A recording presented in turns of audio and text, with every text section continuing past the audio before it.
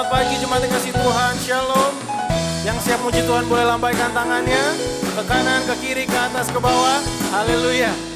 Kita sama-sama muji Tuhan, kecaplah dan lihatlah kebaikan Tuhan. Amin. Kecaplah dan lihatlah betapa baiknya Tuhan itu. Rasakan dan nikmati kasih setia Tuhan. Kecaplah, kecaplah dan lihatlah betapa baiknya Tuhan itu. Rasakan dan nikmati kasih setia Tuhan. Kasih setia Tuhan. Kasih setia Tuhan. Oh, syukur bagimu Tuhan. Segala hormat bagimu Tuhan. Allah yang mengasihiku, Allah yang memeliharaku selamanya.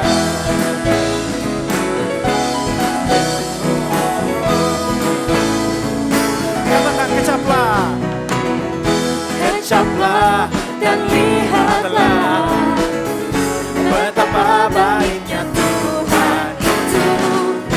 Rasakan dan nikmati kasih setia Tuhan. One more time, kecaplah, hey, kecaplah dan lihatlah, haleluya, betapa baiknya Tuhan itu. Rasakan dan nikmati kasih setia Tuhan. Kasih setia Tuhan. Kasih setia Tuhan.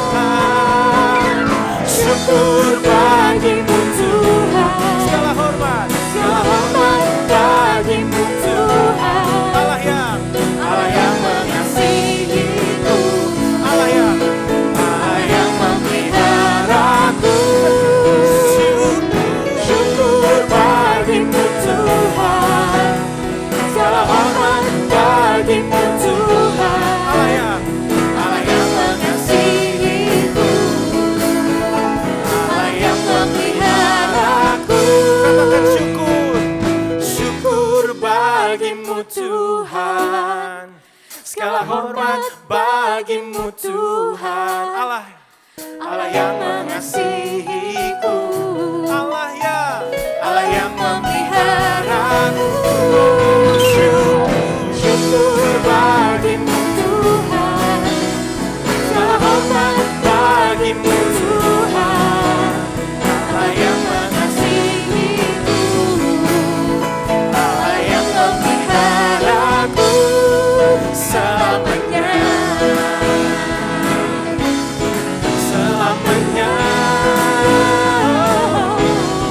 Selamanya. Selamanya. Haleluya. Haleluya. Thank you Lord, thank you Jesus. Kami percaya Tuhan, apa yang terjadi dalam hidup kami, Engkau Allah Immanuel, Engkau beserta kami Tuhan, and you are beside us Lord.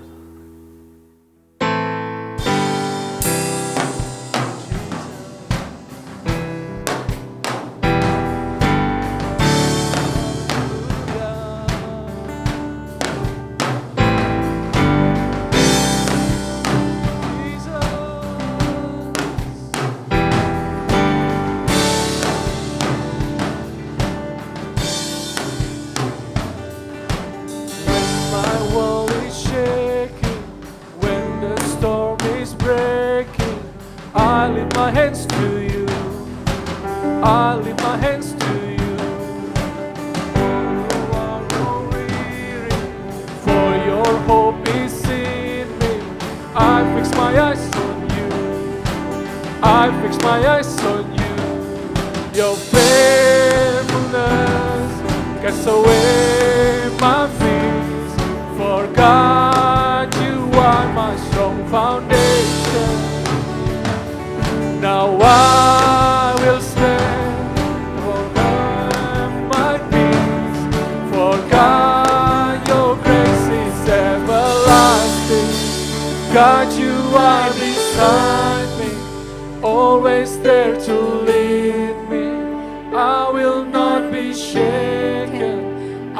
my trust in you. Jesus, you're amazing, glorious, everlasting. I will sing forever. Lord, there is none like you. Lord, there is none like you. Jesus, there is none like you, Lord. When my world is shaking, when the storm is breaking, I lift my hands to you. I lift my hands to you. I will not grow weary, for your hope is in me. I fix my eyes on you. I fix my eyes on you. Your faithfulness casts away my fears. For God, you are my strong foundation.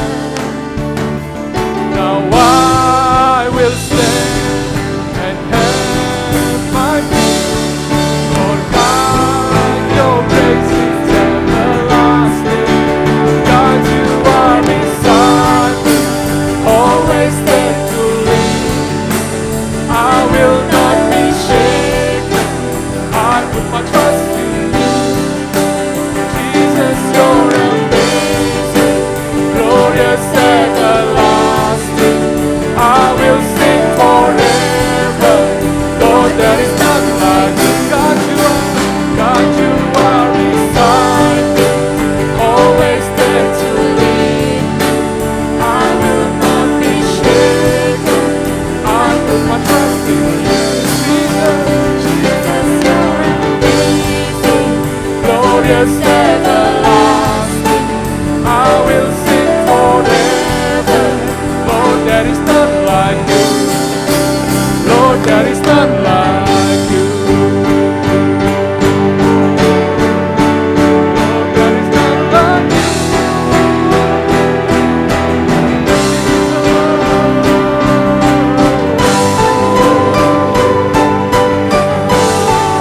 I will sing forever. I will sing. I'll sing forever. I'll sing forever. Hallelujah. Hallelujah. I'll sing forever. I'll sing forever. Hallelujah. I'll sing forever. I'll sing forever. I'll sing forever. Hallelujah. Hallelujah. I'll sing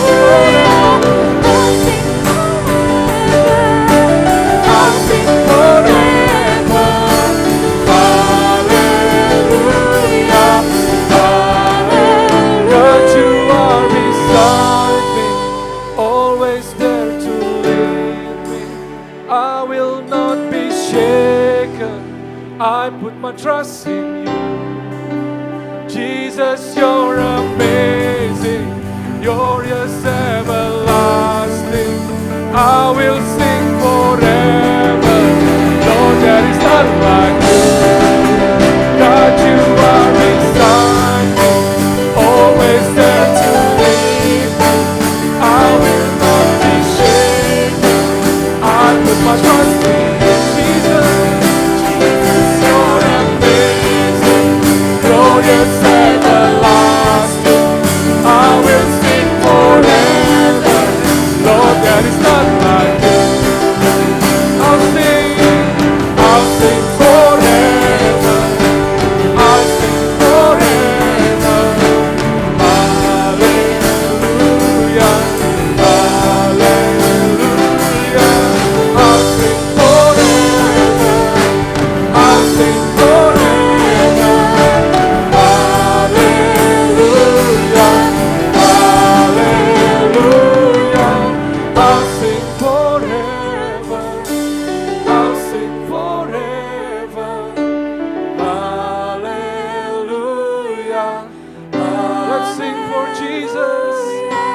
I'll sing forever. Sing to Him a new I'll song. sing forever.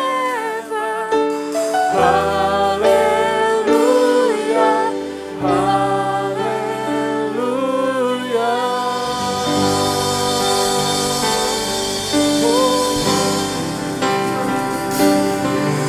hallelujah. Let's sing for you forever, forever.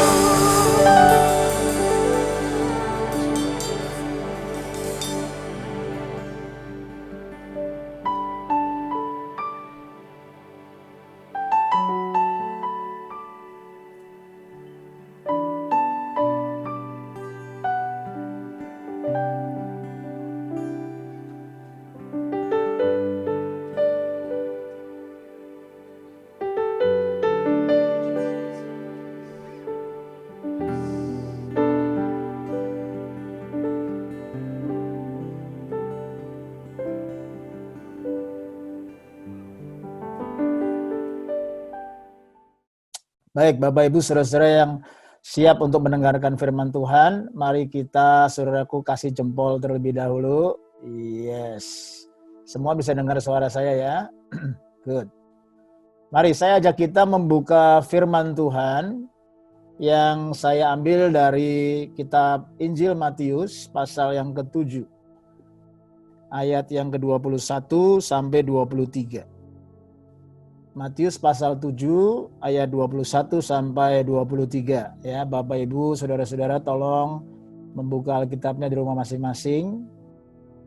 Kita biasakan kembali untuk saudaraku disiplin dalam ibadah ya, baik dalam waktu juga dalam kesiapan hati, membawa Alkitab, membuka Alkitab, mencatat firman dan siap melakukan firman Tuhan. Matius 7 ayat 21 sampai 23. Baik, saya akan bacakan buat kita semua Matius 7 21 23. Kalau Bapak Ibu mau baca di rumah masing-masing juga boleh ya, walaupun suaranya mute tapi paling tidak saudara bisa mendengar suara saudara sendiri. Matius 7 21 sampai 23. Demikian firman Tuhan. Bukan setiap orang yang berseru kepadaku, Tuhan, Tuhan, akan masuk ke dalam kerajaan surga, melainkan dia yang melakukan kehendak Bapa-Ku yang di surga. Ayat 22. Pada hari terakhir, banyak orang akan berseru kepadaku, Tuhan, Tuhan, bukankah kami bernubuat demi namamu, dan mengusir setan demi namamu, dan mengadakan mujizat demi namamu juga. Ayat 23. Pada waktu itulah aku akan berterus terang kepada mereka dan berkata, aku tidak pernah mengenal kamu. Hanyalah daripadaku kamu sekalian pembuat kejahatan. Bapak Ibu yang dikasihi Tuhan, pasti kita pernah mendengar ayat dan perikop firman Tuhan dalam Matius 7 ayat 21 sampai 23 ini. Ya, ini adalah saudaraku bagian akhir daripada khotbah Tuhan Yesus di atas bukit. Ya, kalau kita tahu Matius 5, Matius 6, Matius 7 itu adalah khotbah Tuhan Yesus di bukit. Dan ini saudaraku adalah intisari daripada inti saudaraku khotbah dan pengajaran Tuhan Yesus, yaitu tentang the kingdom of God, ya, kerajaan Allah. Saudara, dari Matius 5, Matius 6, Matius 7, kalau saudara baca, saudara renungkan, saudara hafalkan ayat-ayat ini, maka kita akan bisa memahami the heartbeat of Jesus, ya, detak jantung Tuhan.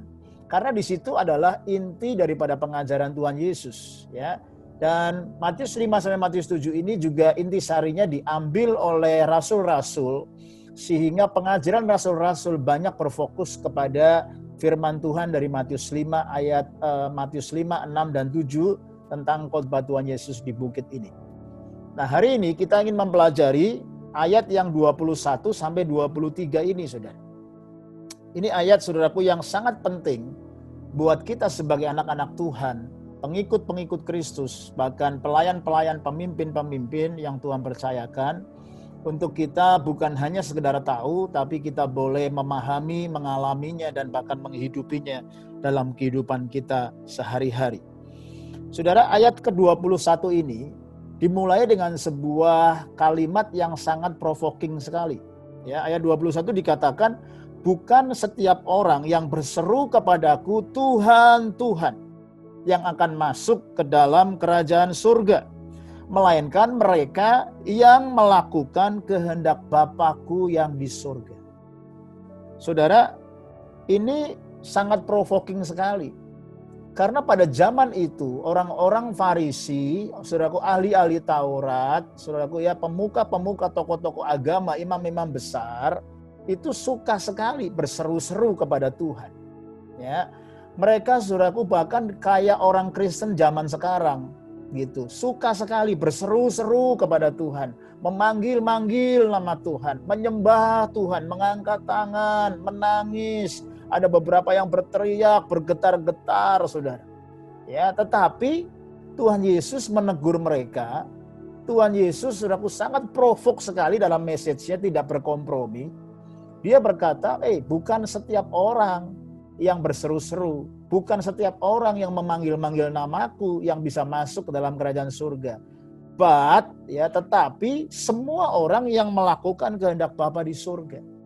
Jadi intinya saudaraku, bagaimana Tuhan Yesus mau mengajar kepada kita juga untuk kita siap melakukan kehendak Bapa di surga. Nah, pertanyaannya banyak orang hari-hari ini, bahkan orang Kristen, bahkan pelayan dan pemimpin, tidak tahu apa itu kehendak Bapa di surga.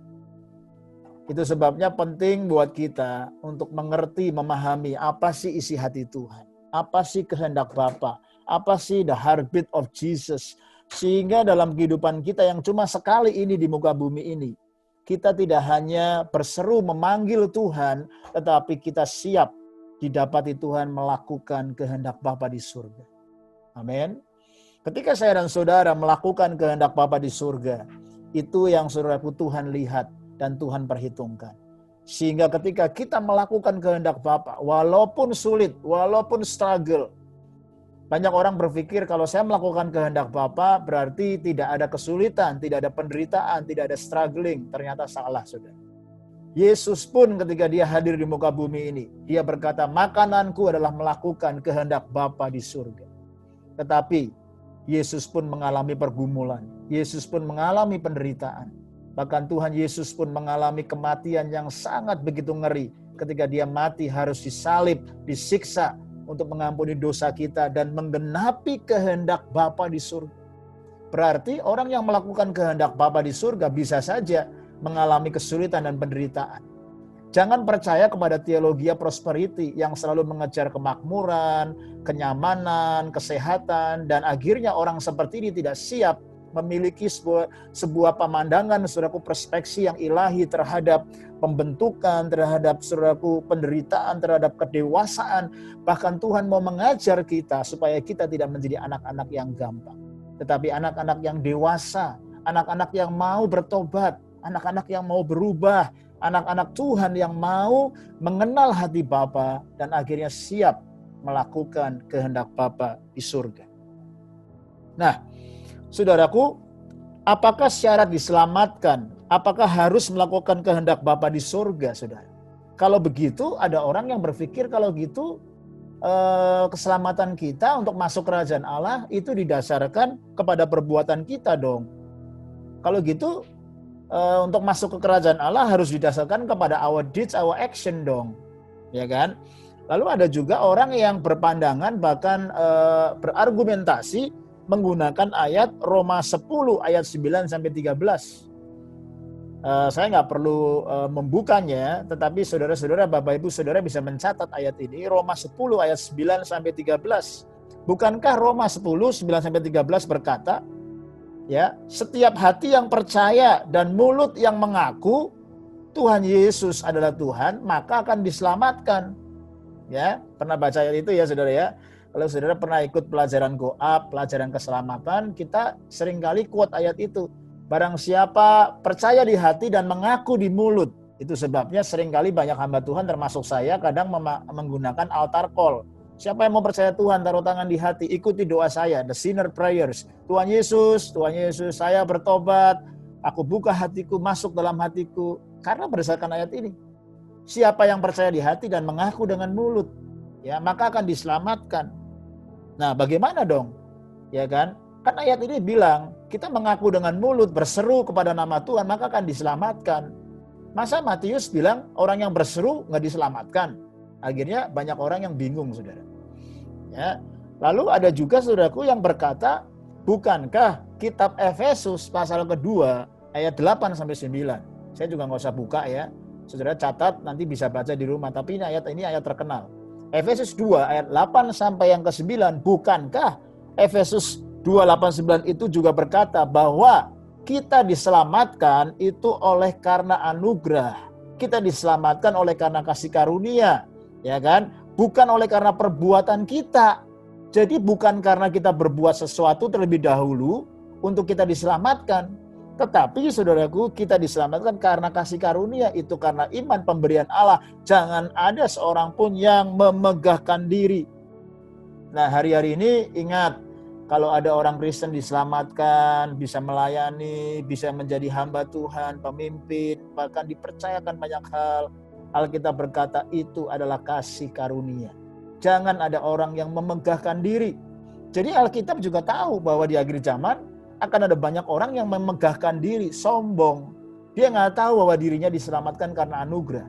Dia lupa bahwa kita dipanggil menjadi kawan sekerja Allah, menjadi hamba-hamba Allah karena anugerah dan kasih karunia Tuhan semata-mata. Tetapi ayat ini menjadi kontradik dengan ayat yang tadi Matius 7 kan? Karena dikatakan bukan karena perbuatanmu kamu diselamatkan. Nah, saudara, bagaimana kita menjawab pertanyaan-pertanyaan ini? Bagaimana kita memahami, saudaraku, konteks Matius pasal yang ke-7 ayat 21-23? Karena kalau sudah baca dalam Alkitab bahasa Inggris, ini adalah the red letters of Jesus' word. Kalau perkataan Yesus langsung dalam kitab bahasa Inggris selalu ada kata-katanya itu di garis merah. Bukan di garis merah, kata-katanya itu the red letters ya. Jadi merah ya, itu artinya the word of Jesus directly. Nah, Matius 7 ini adalah khotbah pengajaran Tuhan Yesus sendiri gitu loh. Nah, saudara, saya tidak mau kita tidak perlu jadi bingung ya, tetapi kita perlu memahami prinsip di balik Matius 7 ayat 21-23 ini. Sehingga kita sebagai orang Kristen menjadi Kristen yang balance, Kristen yang healthy, yang sehat, dan Kristen yang pada akhirnya nanti we don't miss out, but we gonna see face to face with Jesus. Dan saudaraku, kita didapati Tuhan menjadi anak-anak yang melakukan kehendak Bapa di surga. Yang percaya katakan amin. Ya, yang setuju kasih jempol, saudara. Ya, amin. Pada akhirnya, saudaraku, Tuhan merindukan setiap kita siap dan melakukan kehendak Bapa di surga. Nah, pelajaran apa yang perlu kita renungkan dan kita pelajari hari ini ketika kita merenungkan, membaca dan menyoroti Matius 7 ayat 21-23 ini? Saya ingin bagikan 3 poin yang sederhana tapi sangat provok untuk kita renungkan dan kita meditasi dalam kehidupan kita. Yang pertama, saudara, mengikut Tuhan Yesus, menjadi murid Tuhan, itu bukan sekedar menyerukan nama Tuhan Yesus. Menjadi murid Tuhan bukan sekedar kita memanggil, menyerukan nama Tuhan Yesus, saudaraku, tetapi kita sebagai murid Tuhan, sebagai pengikut Tuhan, kita perlu menempatkan Tuhan Yesus sebagai Tuhan dalam hidup kita. We have to put Him first. We have to make Him as the center in our life. Itu hal yang pertama yang perlu kita soroti. Tidak cukup buat saya dan saudara hanya berseru-seru memanggil-manggil Dia, Tuhan, Tuhan. Tidak cukup. Banyak orang Kristen, saudaraku, cuma berhenti sampai memanggil-manggil nama Tuhan, berseru-seru kepada nama Tuhan. Ya, otomatis karena banyak orang Kristen yang masih datang kepada Tuhan ketika dia membutuhkan pertolongan, ketika dia membutuhkan jawaban doa, ketika dia membutuhkan mujizat. Saya ketemu banyak orang Kristen yang ketika dalam masa-masa sulit, imannya justru semakin bertumbuh mencari Tuhan, mengenal Tuhan. Tetapi ketika dalam masa-masa baik, diberkati, nyaman, comfort, bahkan berkelimpahan, banyak orang Kristen yang sudah nyaman, imannya menjadi nyaman, saudaraku, kondisinya, sehingga akhirnya dia tidak lagi berseru-seru kepada Tuhan. Bahkan mungkin masih ada yang berseru kepada Tuhan, tetapi kenyamanan dunia, kenikmatan dunia, keinginan daging, keinginan mata, keangkuhan hidup sudah begitu menguasai hatinya. Itu sebabnya di dalam pelajaran intentional discipleship training, kita banyak membahas the condition of our heart. Kita mau rebuild lagi, kita mau restore lagi, kita mau realign lagi our inner life. Karena inner life kita sudah banyak corrupted dengan apa yang kita lihat, apa yang kita rasa, apa yang kita bawa sejak kecil. Meresap di alam bawah sadar kita, dan kita perlu jujur di hadapan Tuhan. Kita perlu terbuka di hadapan Tuhan. Kita bukan hanya berseru, kita bukan hanya memanggil-manggil Tuhan, tetapi kita mau berkata, Tuhan, jadikan Engkau menjadi Raja, satu-satunya Tuhan, the single treasure, single master dalam hidupku Tuhan. Saudara, Matius 7 ayat 21-23 ini begitu penting.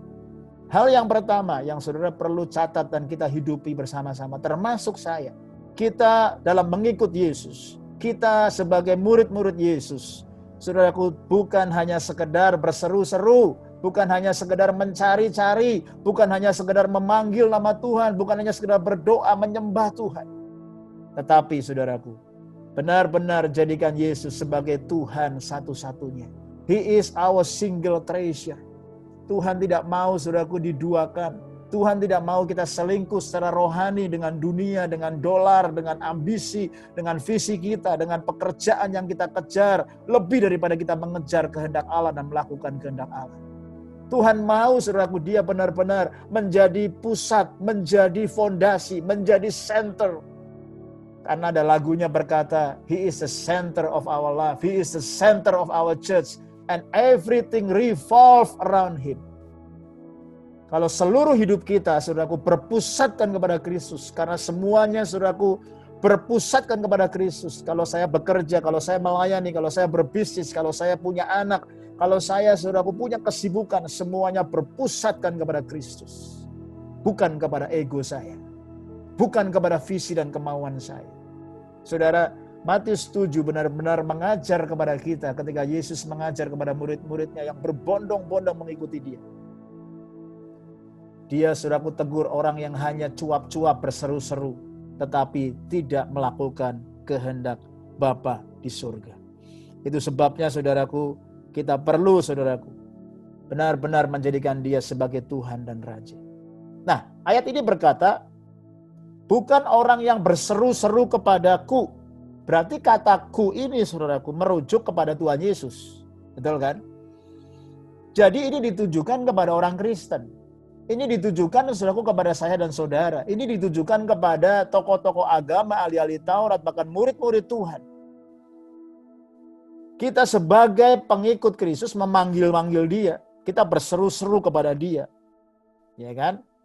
Nah, kembali lagi tadi dalam Roma 10 ayat 13. Barang siapa yang berseru kepada nama Tuhan, maka akan diselamatkan. Apa penjelasannya? Apa korelasinya terhadap Matius 7 ayat 21-23 ini? Ketika Yesus berkata, bukan orang yang berseru-seru kepadaku yang akan masuk kerajaan Allah, tetapi orang yang melakukan kehendak Bapakku yang di surga.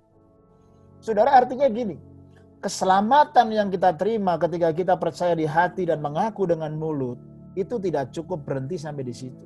Kita harus, saudaraku, pertanggungjawabkan. Alkitab berkata, kerjakanlah keselamatan itu. Artinya kita perlu work it out. Artinya kita perlu mengerjakannya. Alkitab tidak berkata, pertahankanlah keselamatan itu. Bukan.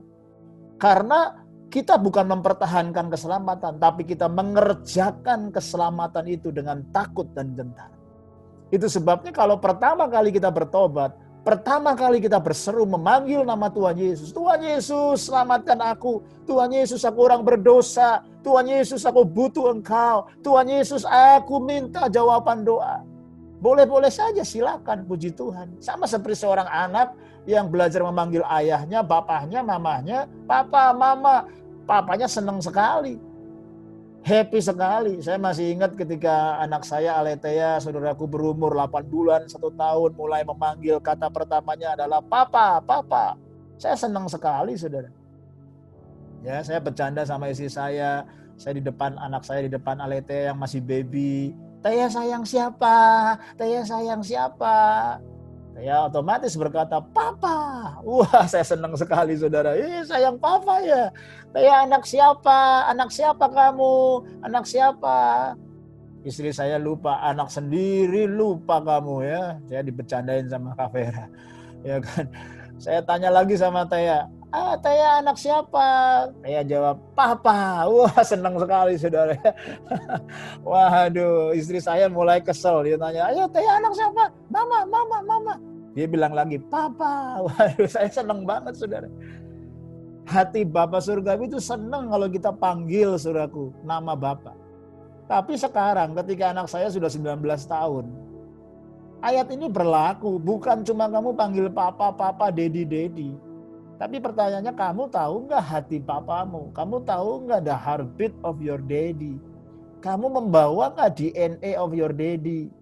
Kamu membawa nggak karakter of your daddy? Kamu membawa nggak, melakukan nggak kemauan daddy? Ya, baik hal-hal yang sederhana. Kalau pagi cuci piring, Kalau pagi gosok gigi gitu ya. Saya ajarin dia dari kecil sampai sekarang. Coba bayangin kalau udah umur 20 tahun, pagi-pagi nggak gosok gigi, kan bau mulutnya. Itu baru kehendak yang umum. Ya kan, saya ngajarin kalau mau tidur, ya kan, doa sama-sama. Kadang-kadang dia udah capek tidur duluan. Saya bilang, ayo kamu udah ngantuk, bangun dulu sebentar, doa sama-sama papi mami sama Taya Jojo 5 menit. Worship God. Ya kan, sharing hari ini ngalamin apa, kita bangun altar mesbah Tuhan. It's not easy saudara. Tapi kadang-kadang anak-anak saya nggak mau-maunya sendiri gitu loh. Udah capek daddy, boring, males gitu kan. Sampai akhirnya dia tahu, oh kenapa sih papa mama suka kontak orang, konseling orang. Oh kenapa sih papa mama doa, kenapa sih papa mama recording, kenapa papa mama konseling orang, muridin orang, kenapa sih? Akhirnya dia tanya sama saya, Dad kamu lagi ngalamin apa? Dad kamu lagi mikirin apa? Dad what is in your heart? Apa yang Taya bisa doakan buat Dedi? Apa yang Taya bisa help buat Dedi? Wah saudara, ketika dia tanya itu hati saya bergetar saudara. Saya senang sekali. Saya bilang, Taya kalau kamu tahu hati Dedi melakukan kehendak Bapa di surga, karena Dedi juga mau sedang melakukan kehendak Bapa di surga, we work together for God's kingdom. Saudara, Tuhan juga mau supaya kita semua saudara, bukan hanya berhenti memanggil-manggil dia, berseru-seru kepada dia, tapi kita sungguh-sungguh menjadikan dia Tuhan dengan siap melakukan kehendaknya. Amin. Nah saudara, ketika kita mempelajari Roma 10 ayat 13 tadi dengan Matius 7 ayat 21 ini, kita perlu mempelajari konteksnya. Itu sebabnya saudaraku, kita perlu sebagai anak-anak Tuhan di IDT juga, Intentional Discipleship Training, saya mengajar para pekerja pemimpin. Ketika kita membaca merenungkan firman, semua harus kembali kepada konteks firman. Ya. Jangan asal comot ayat. Nah, banyak orang yang asal comot ayat sehingga akhirnya bingung dan akhirnya ayat itu ditwist untuk dipakai untuk kepentingan dirinya sendiri. Tanpa melihat konteks secara cultural, secara bahasa aslinya, secara konteks satu bab di atasnya, satu bab di bawahnya, bahkan buku itu ngomong apa, ya kan? Saudara, penting sekali buat kita memahami konteksnya. Nah, konteks daripada Roma 10 ayat 13 ini, barang siapa yang berseru memanggil dia sebagai Tuhan akan diselamatkan. Itu saudaraku adalah artinya itu percaya kepada Tuhan Yesus dengan hati dan imannya sungguh-sungguh. Ya, sungguh-sungguh mengikuti hidupnya dengan menyerahkan hidupnya kepada Tuhan Yesus, menjadikan Yesus sebagai juru selamat, menjadikan Yesus sebagai Tuhan. Kalau sudah mempelajari konteksnya dan juga bahasa aslinya dalam Greek word, kata berseru, kata memanggil Tuhan dalam Roma 10 itu muncul kata kaleo. Ya, kaleo itu artinya saudaraku memanggil Tuhan, ya. Dari kata kaleo muncul kata ekaleo. Dari kata ekaleo muncul kata eklesia, yaitu gereja Tuhan. Ya.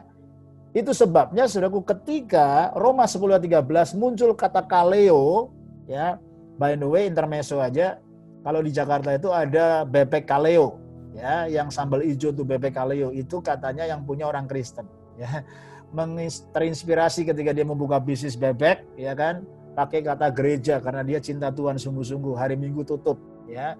Makanya dikatakan bebek kaleo, ya. Dia berseru-seru kepada Tuhan, memanggil Tuhan, minta pertolongan Tuhan. Nah, tapi kalau di Matius 7, ya ayat 21, Saudaraku, yang Yesus berkata, bukan orang yang berseru-seru yang akan diselamatkan. Itu saudaraku konteksnya, dan ketika kita mempelajari bahasa aslinya, muncul katanya lego. Ya, bukan Lego yang disusun-susun, bukan, ya. Tapi saudaraku katanya tuh lego. Itu artinya apa? Greek word lego itu artinya adalah hanya sampai di mulut saja. Ya, cuma ngomong doang. Ya, bukan orang yang berseru-seru kepadaku. Di akhir zaman ini banyak orang berseru-seru, tapi cuma sampai di mulut. Dia tidak menjadikan Yesus sebagai Tuhan. Itu sebabnya hari-hari ini di zaman now, banyak sekali saudaraku orang berseru-seru dalam kebaktian, ya, dalam sehari-hari, bahkan dalam doa-doa dia berseru-seru panggil dia. Tapi utang jalan terus. Tapi pornografi jalan terus. Ya kan? Tapi berzina jalan terus. Kepahitan jalan terus. Saya pernah ketemu oma yang sudah umur hampir 80, kepahitan saudaraku sama adiknya, sama cucunya, sama anaknya, sama tetangganya, sama pendetanya. Saya saudaraku, aduh geleng-geleng. Oma rajin beribadah, rajin berdoa, tapi kepahitan dibawa terus. Bayangin saudara. Ada orang saudaraku yang berseru-seru pendoa, tapi berzina jalan terus, marah-marah jalan terus, sombong jalan terus. Nah, hati-hati saudara, orang yang seperti ini banyak di sana sini. Memanggil-manggil Yesus, berseru-seru, menangis, bergetar-getar kalau berdoa, tapi karakternya tidak menunjukkan Yesus sebagai Tuhan, Yesus sebagai Raja, Yesus menjadi saudaraku the single master, the single treasure in their life. Itu sebabnya hari-hari ini Tuhan sedang provoke kita, Tuhan sedang challenge kita, Tuhan sedang reveal bagaimana dengan kondisi hati kita. Bahkan hari-hari ini saudara, ada orang yang memanggil nama Yesus, menyebut nama Yesus dengan sembarangan. Betul saudara? Ada orang yang pakai nama Yesus untuk mengutuk, memakai nama Yesus untuk mengumpat, memakai nama Yesus untuk menjelekkan situasi yang dia gak suka. Kalau saudara nonton film, bahkan kalau saudara tinggal di daerah culture of western world seperti ini, di Australia, di Amerika, saya beberapa kali ketemu sama orang yang kutukin nama Yesus, yang menjelekkan nama Yesus, bahkan dia gak suka dengan situasi kondisi yang dia gak happy, dia akan ngomong kata itu. Saudara, saya ingin mendorong saudara dan mengingatkan saudara sebagai hamba Tuhan, please don't. Saudara jangan menyebut nama Tuhan dengan sembarangan. Bahkan saudaraku, banyak orang yang mengutuk memakai nama Yesus, saudaraku, ini Tuhan gak berkenan. Ya, saya juga ketemu saudaraku satu rekan pendeta yang istri pendetanya ini suka ngomong, kalau bahasa Jawa itu ngomongnya latah. Ya latah, atau biasa apa sih kalau orang kaget gitu kan, latah keluarnya, monyet-monyet gitu kan, mohon maaf ya. Ada orang, aduh ngomongnya kecoa-kecoa apa gitu kan. Nah, ini istri pendeta lucu. Ketika dia kesleo, dia kaget gitu ngomongnya Yesus. Saya bercanda juga sama dia, lu pakai nama Yesus kalau kamu kaget. Oh iya, saya mau semuanya apa-apa semuanya Yesus katanya. Oh hebat juga. Saudara, Alkitab bilang jangan asal menyebut nama Tuhan Yesus. Dan jangan cuma berseru-seru. Jangan cuma memanggil Yesus ketika saudara butuh dalam doa saudara. Jangan. Itu keliru saudara, keliru. Jadikan Tuhan Yesus berdaulat. Jadikan Tuhan Yesus sebagai Tuhan. Jadikan Tuhan Yesus sebagai Kurios, satu-satunya penguasa tunggal. He is the single treasure, single master in our life. Dan ketika saudaraku dia berdaulat, dia mengatur, dia menata, dia berdaulat, dia memerintah, dia menuntun hidup kita. Itu terlihat dari semua behavior kita, keputusan-keputusan kita, tindakan-tindakan kita, perkataan-perkataan kita, seluruh hidup kita. Itu akan terpancar. Jangan tertuduh kalau kita masih struggle karena kita belum sempurna. Tapi ketika kita jadikan Tuhan Yesus, dia akan tuntun kita. Dia akan membaharui setiap hari, setiap sifat. Walaupun saudaraku kelihatannya pelan, tetapi saudaraku Tuhan sedang menyempurnakan kita. Sebab kita mau terus sepakat melakukan kehendak Allah. Tuhan tidak melihat hasilnya, tapi Tuhan melihat prosesnya. Tuhan melihat hati penerahan kita. Dan saya berdoa supaya kita menjadi anak-anak Tuhan yang sungguh-sungguh melakukan kehendak Bapa di surga. Amin. Yang kedua, dari Matius 7 ini prinsipnya, lihat ayat ke-22 saudara. Ya, tadi ayat 21 sudah kita bahas, sekarang ayat ke-22. Yesus berkata, Bukan orang yang berseru-seru, Tuhan, Tuhan, bukankah kami sudah bernubuat demi nama-Mu? Bukankah kami sudah melakukan banyak mujizat demi nama-Mu? Ingat saudara, Alkitab berkata banyak mujizat, bukan cuma satu mujizat. Banyak mujizat. Tuhan, bukankah kami sudah mengusir setan demi nama-Mu? Nah, sekali lagi saudaraku, demi nama-Mu, pakai nama Yesus, ya, bahkan melakukan pelayanan, melakukan hal spektakuler, pakai demi nama-Mu. Wah, saudara, ini ayat provok sekali loh, saudara. Prinsip yang kedua apa? Mengikut Yesus, mengiring Yesus, menjadi murid Yesus, itu ternyata bukan menjadi murid yang palsu, murid yang murahan.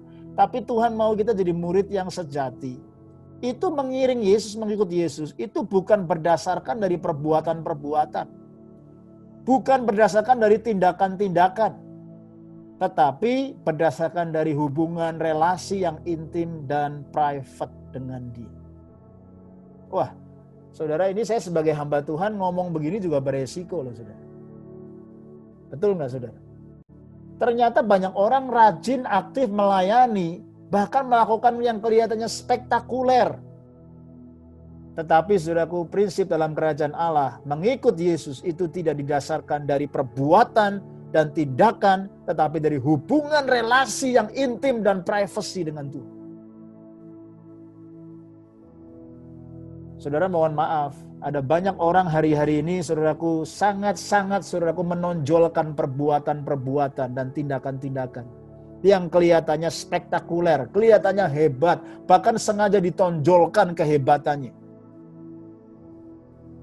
Bikin KKR besar, bikin gereja besar, bikin saudaraku channel besar, bikin ministry dengan namanya sendiri besar, dan ditonjolkan. Dan orang hari ini berlomba-lomba, semakin hebat, semakin spektakuler, semakin dahsyat. Mungkin dalam konteks sekarang hari-hari ini saudaraku kita perlu jujur. Orang saudaraku yang bernubuat itu artinya apa sih? Menguatkan orang, prophesy. Tapi Yesus berkata hati-hati, ada orang yang bukan saudaraku bernubuat untuk kemuliaan Allah, tapi bernubuat buat dirinya sendiri. Ada nabi-nabi palsu di akhir zaman. Ada guru-guru palsu di akhir zaman. Kalau saudara baca Matius 7 ayat 20 ke atas, itu bicara saudaraku tentang pengajaran sesat. Nabi-nabi palsu, guru-guru palsu. Dan Tuhan Yesus bilang dalam konteks ini, dari buahnya engkau akan tahu pohon. Artinya apa saudara?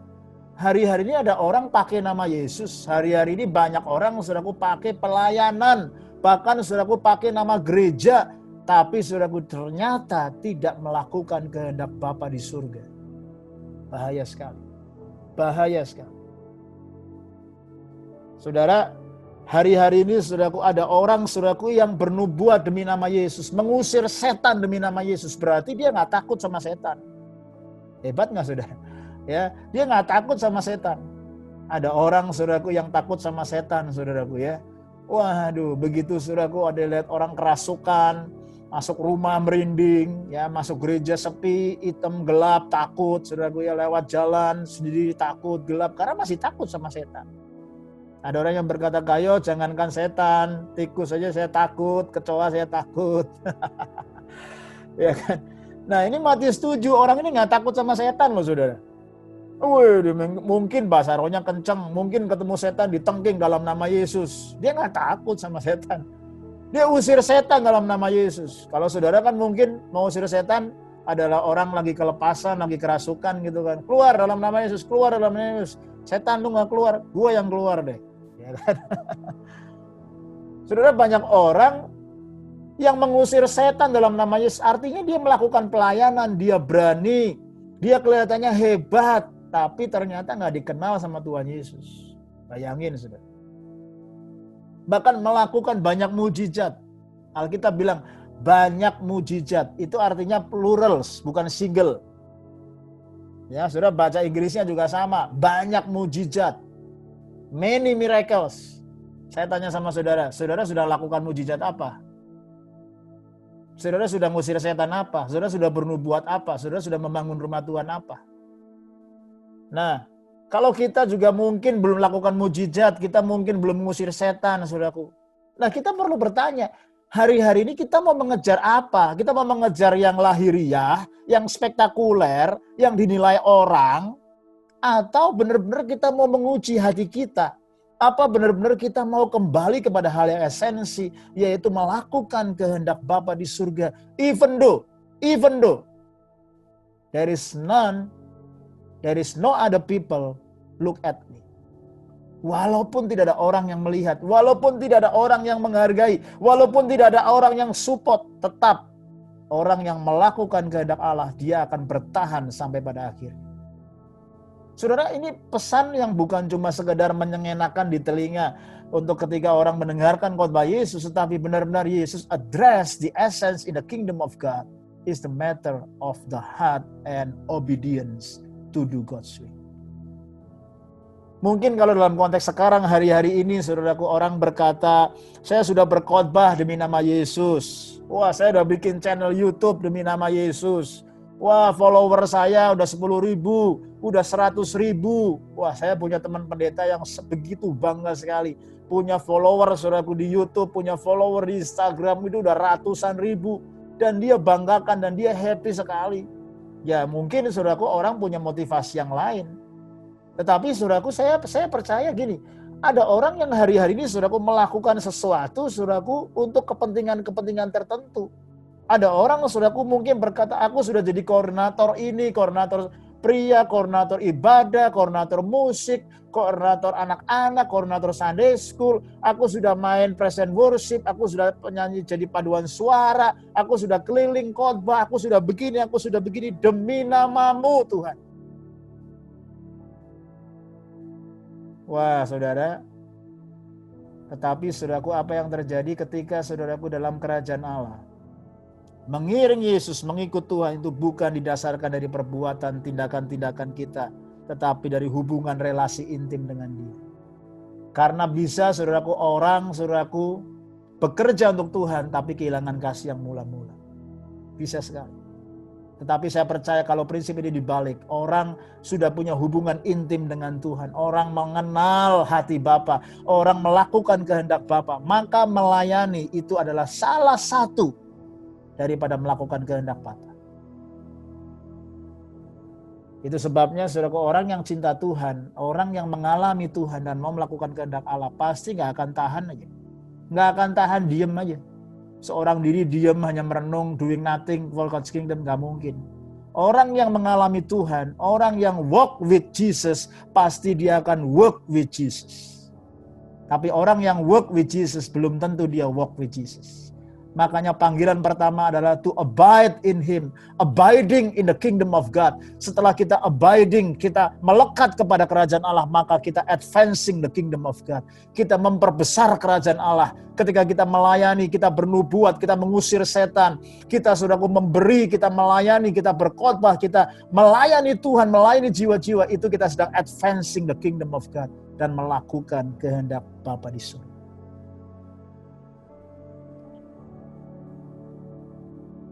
Saudara, Tuhan bisa pakai siapa saja. Kalau ada orang-orang yang mungkin terlalu sibuk dan tidak mau dipakai Tuhan.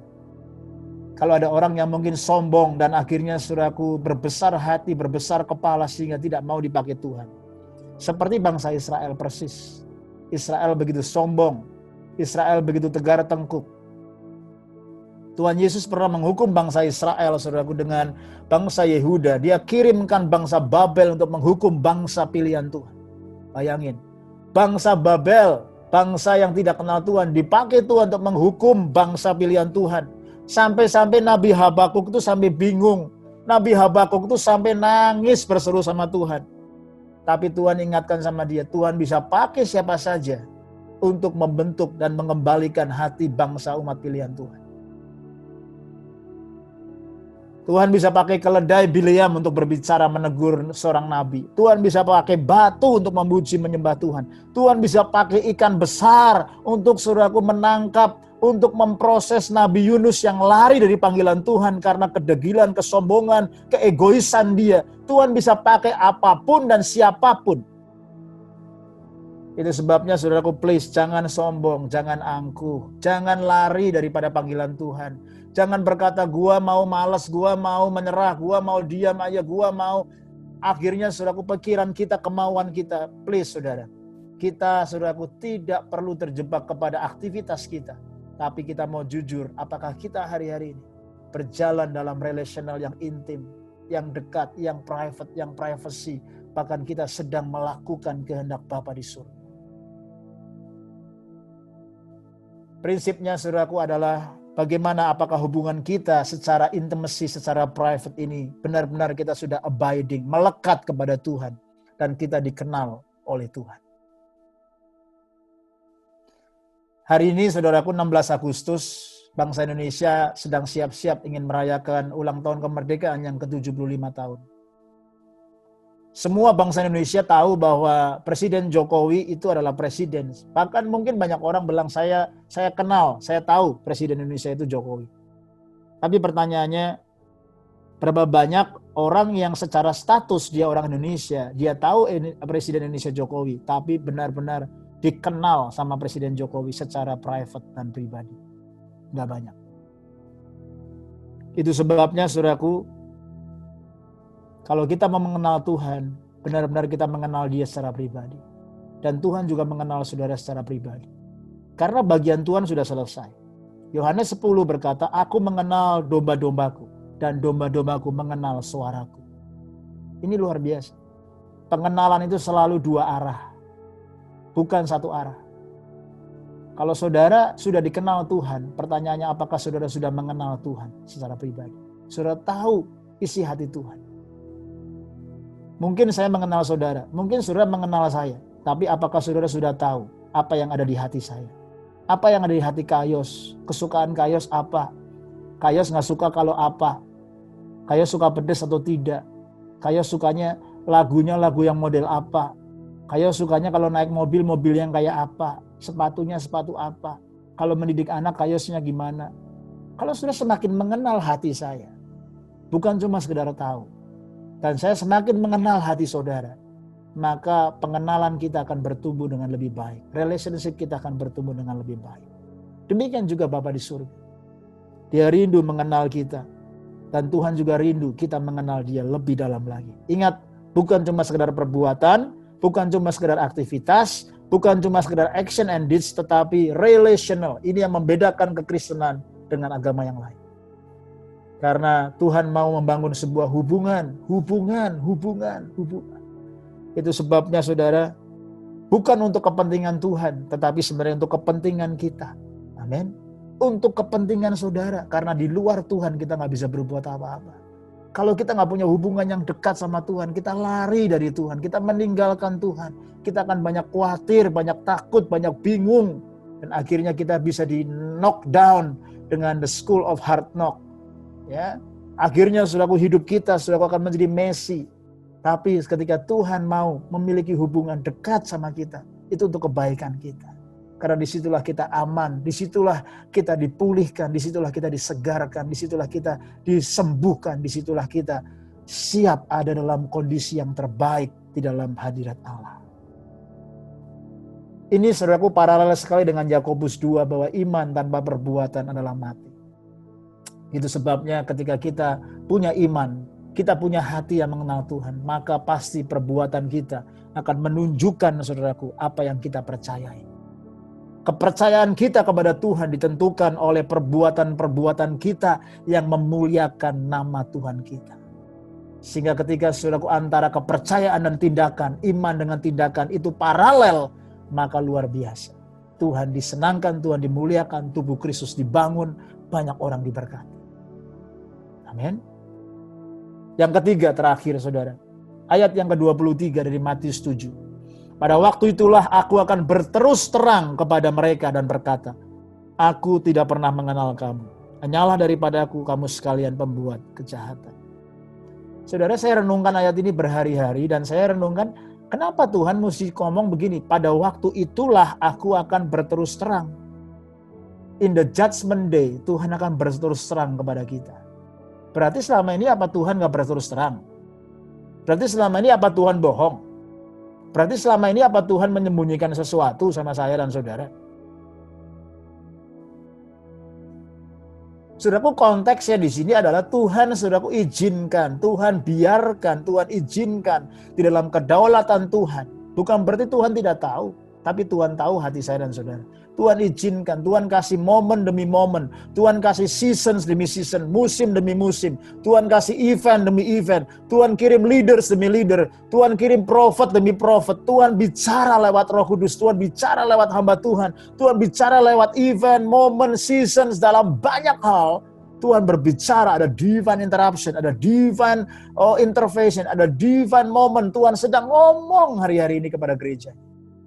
Tetapi Tuhan izinkan, saudaraku, supaya kita menemukan panggilan Tuhan. Kita jujur dengan diri kita. Kita sedang melakukan kehendak Allah atau tidak. Tuhan izinkan. Saudaraku, dari prinsip ini, Tuhan, saudaraku, sedang membiarkan gereja Tuhan. Ilalang dengan gandum dibiarkan bertumbuh bersama. Domba dengan kambing dibiarkan bergaul bersama.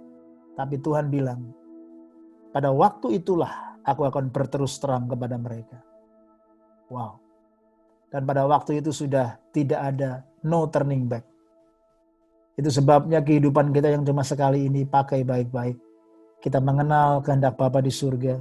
Kita berjalan dalam kehendak Bapa di surga. Prinsip yang ketiga, dalam Matius 7 ayat 21-23 ini. Mengiring Tuhan Yesus, menjadi murid Tuhan Yesus yang sejati. Bukan sekedar penampilan. Bukan sekedar tampak luar, mujizat, usir setan, bernubuat, melayani, posisi, dan lain sebagainya. Bukan sekedar penampilan tampak luar, tetapi perbuatan yang lahir dari pengenalan dan ketaatan kita akan Tuhan. Saudara, hari-hari ini banyak orang Kristen, hamba-hamba Tuhan yang menonjolkan penampilan tampak luar. Tapi Tuhan mau perbuatan kita, daripada kita lahir mengenal Tuhan dan mentaati Tuhan. Itu jauh lebih penting. Karena perbuatan di dalam melakukan kehendak Allah jauh lebih penting di mata Tuhan. Yaitu mendapatkan God's approval. Mendapatkan perkenanan Bapa. Jauh lebih penting daripada mengejar man's applause. Mengejar, saudaraku, orang bertepuk tangan, orang kasih jempol. Mengejar follower, mengejar pengikut. Keliru, saudara. Tuhan sedang mencari hati yang benar-benar mencari Dia, taat kepada Dia, melakukan kehendak Allah. Kalau yang lain ditambahkan kepada kita, itu bonus dari Tuhan. Dan itu pun Tuhan tetap mau menjaga hati kita, tetap simple, tetap humble, tetap faithful, tetap fruitful di dalam hadirat Tuhan. Itu sebabnya, saudara, hari-hari ini, mari, jangan terjebak bukan sekedar berseru-seru kepada Tuhan, bukan sekedar, saudaraku, melakukan tugas-tugas kegiatan. Bukan sekedar penampilan yang kelihatannya hebat, yang kelihatannya posisinya luar biasa. Yang kelihatannya di hadapan orang dapat tepuk tangan and applause from men. Tetapi kita mau menjadi gereja Tuhan yang melakukan kehendak Bapa surga.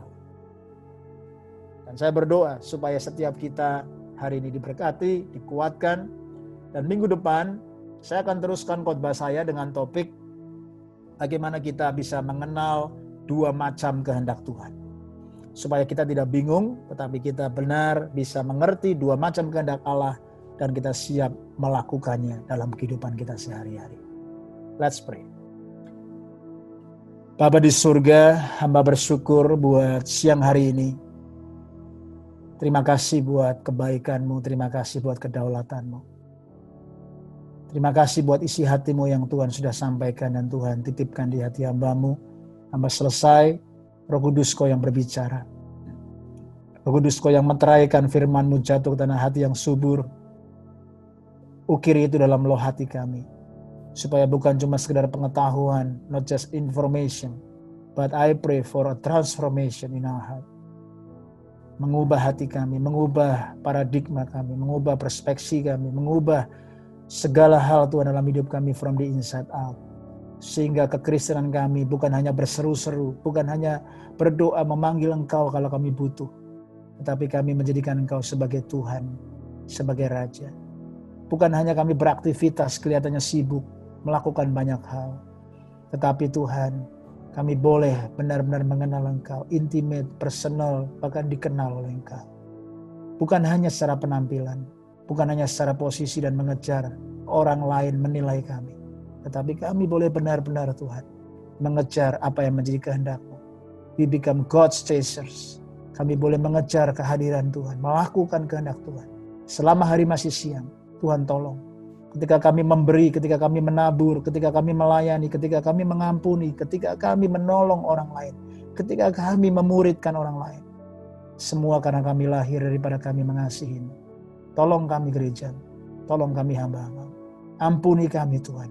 Dari semua dosa, kesalahan, kebejatan, kesombongan, kedegilan, kecintaan kami akan dunia. Ampuni kami Tuhan. Ampuni Tuhan. Basuh kami dengan darah-Mu. Hamba berdoa in Jesus name. Jamah setiap hati anak-anak-Mu Tuhan hari ini. Saudara-saudara yang dikasihi Tuhan, berapa banyak engkau mau mengambil komitmen hari ini. Untuk kau berkata, Lord, help me to know and to do your will. Untuk mengenal dan siap melakukan kehendak Allah. Walaupun itu sulit, walaupun itu sukar, walaupun itu seorang diri, walaupun tidak ada orang yang tepuk tangan, tidak ada orang yang memahami. Walaupun mungkin kau Tuhan sedang utus kamu masuk sebagai ladang misi dalam marketplace, dalam suatu tempat tertentu, situasi tertentu. Mungkin Tuhan sedang ajar engkau melakukan kehendak Allah untuk mengampuni seseorang, untuk melayani, untuk menabur, untuk melakukan apapun yang kadang-kadang kau gak pahami dan kau itu bertentangan dengan kenyamananmu dan kedaginganmu. Tapi kau berkata, Tuhan aku mau taat. Aku mau. Seperti Abraham persembahkan Ishak. Oh yes. Seperti Nuh membangun bahtera. Dia gak tahu karena pada waktu gak pernah turun hujan. Bahtera seperti apa? Huge, besar, beyond than his ability. Tapi Tuhan melihat ketaatan. Tuhan melihat respon. Berapa banyak saudara yang mau berkata, Lord, here I am. Forgive me. Help me to do your will. Kalau itu saudara, saya nggak melihat saudara. Saya tidak melihat saudara. Tapi saudara taruh tanganmu di atas hati. Taruh tanganmu di atas hati. Dimanapun saudara berada, di rumah, dalam posisi apapun. Just put your hand on your chest and pray unto God. Mari bawa hati kita di hadapan Allah. Bapa di surga, hamba berdoa setiap tangan-tangan yang ditaruh di atas hati. Jamah hati kami, tolong kami. Untuk kami bukan hanya menjadi pendengar firman, tapi kami boleh menjadi pelaku firman-Mu. Tuhan tolong kami. Untuk kami boleh bangkit sebagai gereja-Mu, gereja yang melakukan kehendak Allah. Tuhan, gereja yang suka ada dalam rencana-Mu dan kehendak-Mu. Karena perkenanan-Mu yang kami cari. Sebab hanya dalam hadirat-Mu, hanya dalam rencana-Mu, kehendak-Mu, itu yang terbaik dan sempurna buat kami. In Jesus name. Semua yang diberkati sama-sama katakan, Amin. Amin.